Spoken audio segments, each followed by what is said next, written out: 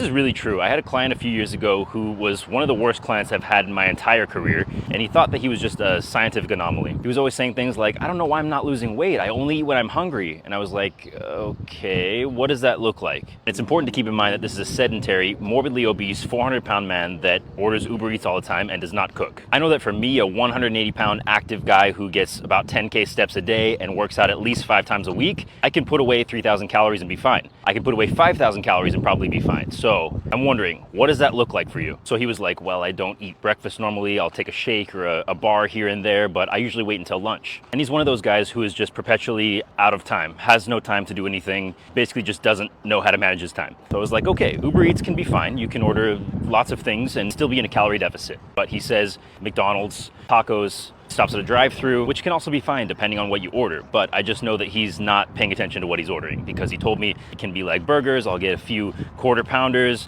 fries, and it's the whole 9 yards. So there we go. There's over 1,000 calories right there. And that's probably being conservative. So I'm like, okay, when's the next time you get hungry? And he says, about 1 or 2 hours after lunch, I'll have some protein snacks, but they're only 200 calories each. I say, great. How many of those do you have? He says, 6.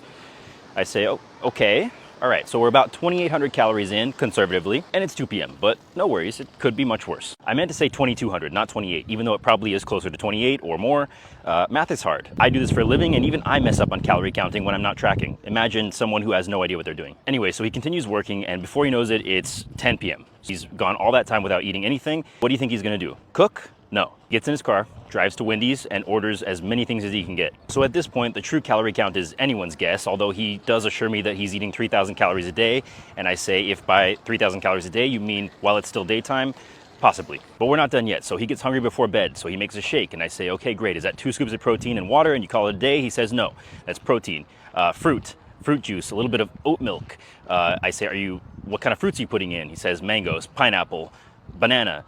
Okay, those things have lots of calories. All right, but still he's like, it's been 2 months, I'm in a calorie deficit, I don't know why I'm not losing weight. And I say, just because you're hungry doesn't mean that you're in a calorie deficit, okay? We all have to eat, we all get hungry, we're all expending energy, no matter if you're sedentary or active, you still need energy in order to live. And it most likely means that you're eating highly caloric foods and not setting your meals up properly. The only time you won't lose weight in a calorie deficit is when you're in a calorie surplus.